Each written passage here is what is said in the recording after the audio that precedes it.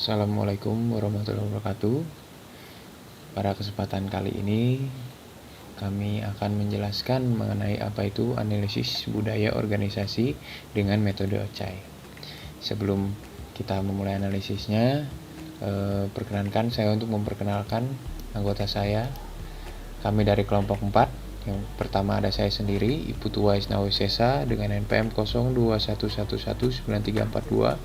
Kemudian ada Raihan Fikri Akma dengan NPM 0211193324. Kemudian ada Raffi Anugrah dengan NPM 0211193330.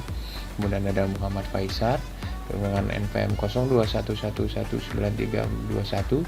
Kemudian terakhir ada Sofi Salsabila dengan NPM 0211193318. Kemudian sebelum itu saya akan menjelaskan apa itu definisi Organizational Culture Assessment Instrument atau OCI. Budaya organisasi yang ada dalam suatu organisasi tersebut dapat diukur dengan metode pengukuran dan alat pengukuran berupa instrumen untuk mengukur beberapa kuat anggota organisasi menerapkan suatu nilai yang diterapkan oleh organisasi. Salah satu pengukuran budaya organisasi tersebut adalah Organizational Culture Assessment Instrument atau OCI. OCI merupakan konsep pengukuran budaya yang dikembangkan oleh Cameron dan Quinn pada tahun 1999. OCI merupakan suatu framework yang dapat mengidentifikasi pendekatan secara umum terhadap rancangan organisasi, tahapan dalam life cycle development, peran kepemimpinan, dan peran dalam manajemen sumber daya manusia dan manajemen skills. Ya, selanjutnya saya akan menjelaskan 4 jenis budaya. Yang pertama adalah klien. A. Berorientasi pada orang tempat kerja yang ramah. B. Mendorong kerja tim dan partisipan. 2. Adokrasi. A. Tempat kerja kewirausahaan yang dinamis. B. Inovasi, kelincahan, dan transformasi. 3. Pasar. A. Budaya kompetitif yang berorientasi pada hasil. B. Pentingnya kemenangan membuat organisasi tetap bersama. 4. Hierarki. Tempat kerja yang terkendali dan terstruktur. B. Aturan dan kebijakan membuat organisasi tetap bersama. Lalu objek penelitian, yaitu objek penelitiannya Rumah Makan Padang Jaya. Objek penelitian dari ini adalah karyawan dari Rumah Makan Padang Jaya yang meliputi 4 karyawan yang bekerja di dalamnya, yaitu seorang pemilik dan 3 orang karyawan. Rumah Makan Padang Jaya ini berlokasi di Bojonggede yang berdekatan dengan stasiun Bojonggede.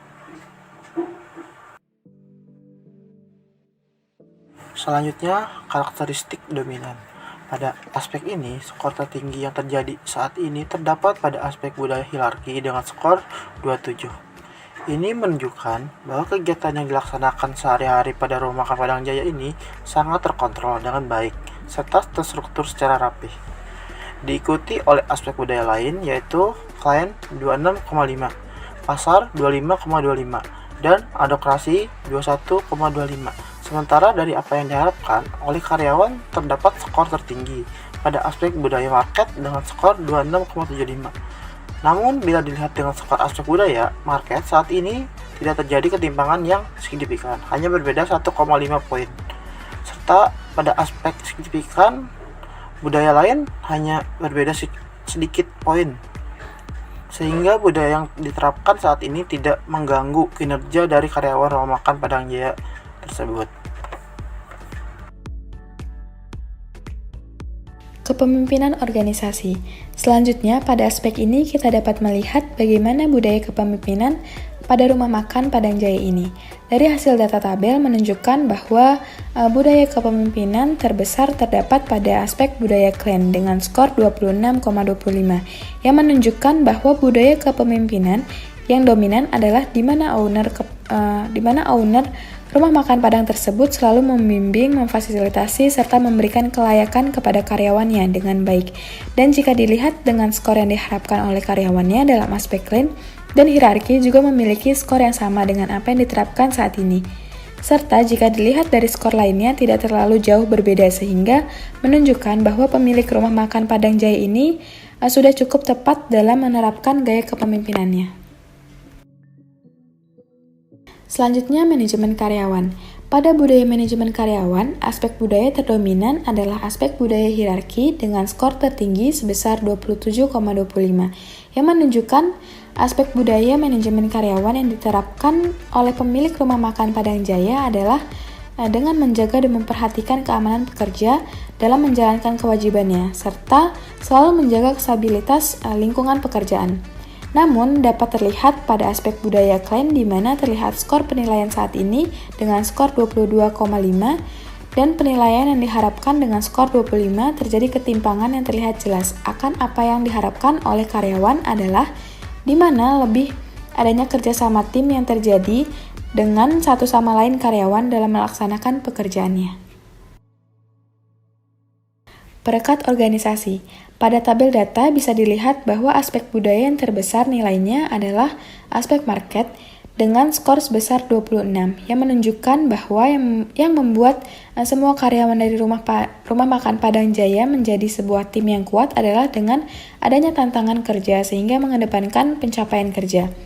Namun bisa kita lihat juga bahwa aspek budaya klan yang saat ini dijalankan sangat kurang dari apa yang diharapkan oleh karyawan jika dibandingkan dengan perbandingan skor aspek budaya yang lainnya, yang cenderung memiliki perbedaan skor dengan poin yang rendah, menunjukkan bahwa karyawan rumah makan Padang Jaya ini mengharapkan lebihnya peran dari loyalitas dan rasa saling percaya antar anggota sebagai aspek yang menguatkan hubungan tim. Di sini saya akan menjelaskan perihal penekanan strategis. Pelaksanaan strategis dalam rumah makan Padang Jaya memiliki kecenderungan kepada efisiensi, kontrol, dan kelancaran kerja. Strategi ini berdasarkan pada data hasil survei yang menunjukkan poin terbesar berada pada aspek budaya hierarki dengan skor sebesar 29,5 poin. Kemudian diikuti oleh aspek budaya klan dengan skor sebesar 26,5 poin.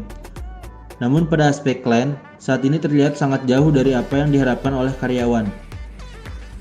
Karena bisa kita lihat skor yang diharapkan oleh karyawan pada aspek budaya klan adalah sebesar 29,75 poin, yang menunjukkan bahwa saat ini kurang pengembangan sumber daya yang ada, serta karyawan juga mengharapkan kepercayaan yang besar sehingga mereka dapat dilibatkan dalam segala pengambilan keputusan rumah makan Padang. Kemudian yang terparah adalah sangat kurangnya jiwa kompetitif dalam organisasi jika dilihat perbandingan pada aspek budaya market yang saat ini dijalankan dengan apa yang diharapkan oleh karyawan rumah makan Padang Jaya.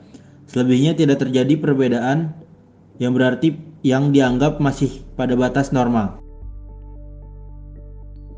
Selanjutnya perihal kriteria sukses.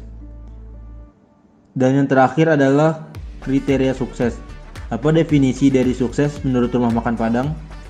Jika kita lihat dari skor yang dominan, saat ini berada pada aspek budaya klan dan market di mana sama-sama memiliki skor sebesar 28, yang menunjukkan bahwa pandangan sukses dari rumah makan Padang adalah ketika mereka dapat mengembangkan sumber daya manusia, kerjasama tim, komitmen karyawan, serta kepedulian kepada sesama sebagai suatu kekuatan dalam rangka memenangkan kompetisi pasar yang terjadi di bidang rumah makan Padang. Secara keseluruhan, bisa kita lihat bahwa standar kriteria sukses yang dipasang oleh rumah makan Padang tidak mengganggu daripada kinerja karyawan karena tidak jauh bahkan melampaui jauh dari harapan karyawan. Selanjutnya analisis OCAI, keseluruhan dimensi budaya organisasi.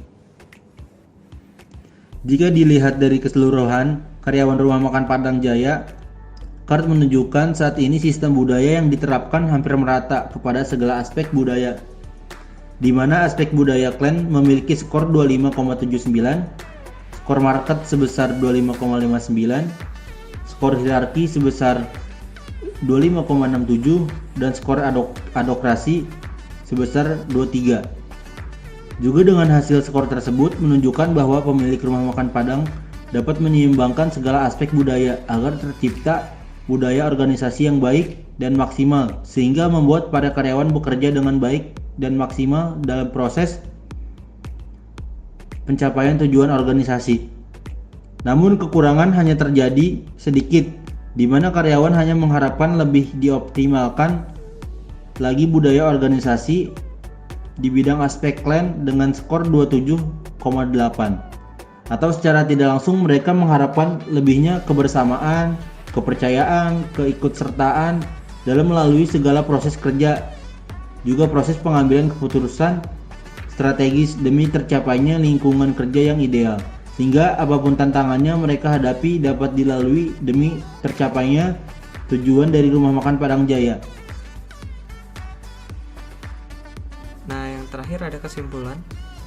Kesimpulan yang kami dapat dari hasil analisis menggunakan metode OCHAI terhadap Rumah Makan Padang adalah budaya organisasi yang mereka terbilang ideal, di mana sang pemilik dapat menyeimbangkan segala aspek budaya mulai dari klan, adokrasi, market, dan hierarki, hampir seperti apa yang diharapkan oleh karyawannya. Tentu akan membuat Rumah Makan Padang akan dapat beroperasi dengan baik setiap harinya. Walaupun terdapat sedikit perbedaan dari apa yang diharapkan oleh karyawan, namun tidak akan mengganggu kinerja karena hanya terjadi perbedaan skor yang sangat sedikit, tidak lebih besar dari 3 skor secara keseluruhan. Dan apabila sang pemilik rumah makan ingin memaksimalkan lagi budaya organisasinya, tentu bukan merupakan hal yang sulit.